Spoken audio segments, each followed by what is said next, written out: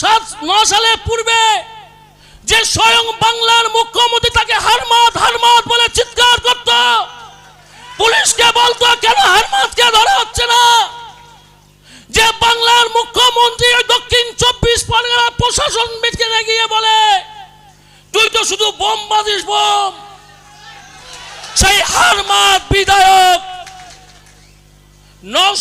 ভাঙর এলাকার নওশাদ সিদ্দিকীর মতন যেখানে বিধায়ক আছেন, মানব দরদী বিধায়ক, তার এলাকায় গিয়ে মুসলিমের মধ্যে চুলকানি ওষুধ লাগিয়ে দিয়ে চুলকানি বাঁধিয়ে দিয়ে সেখানে হত্যা করছে, লড়াই করছে, মুসলিমদের ঈমান কেড়ে নিচ্ছে। যে কটা বিধানসভায় মুসলিম বিধায়ক আছেন এরা মেরুদণ্ডহীন কাপুরুষ।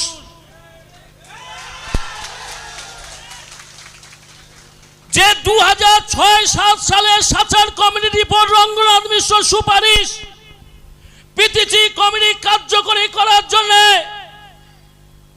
যে ওয়াকফ বোর্ডে আরটিআই পাওয়ার জন্য, যে ওয়াকফ বোর্ডে বাস্তুকুকুর বাসা ভাঙার জন্য, দুর্নীতি ভাঙার জন্য লাখো লাখো মুসলিম সম্প্রদায়ের মানুষদের রাস্তায় নিয়ে শহীদ মিনার তলায় দাঁড়িয়ে মিটিং করে নিজের নামটা ভাঙিয়ে বিধানসভা ভোটে নির্বাচিত হয়ে